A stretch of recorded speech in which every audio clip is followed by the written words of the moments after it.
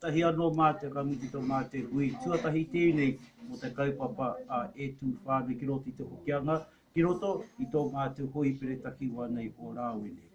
Ko te kai whakahaere, ko me kaere pau, nā katoa i whakatawata mai tāko ki te kaupapa, ko ni mā te hakalunga ki ana, tautoko katoa ana, e whakamana te ana i ngā tikanga me ngā ritinga kei roto i te katoa te tino te kaupapa o e tū whānei. E māramana, he aha te klanga kei roto, e māramana ki tōna wairua, māramana ki te mauri ki roto.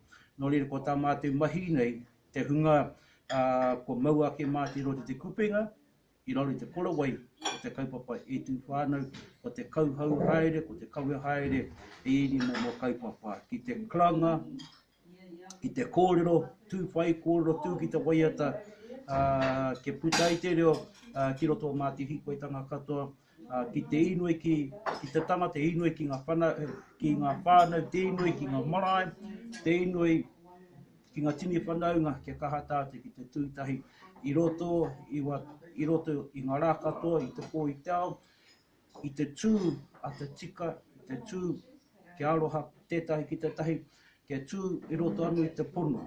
Me pere tāko tō tāte kitiki a tātou anu, ma roto i te rā huarahi tātou kaputa ki te ora.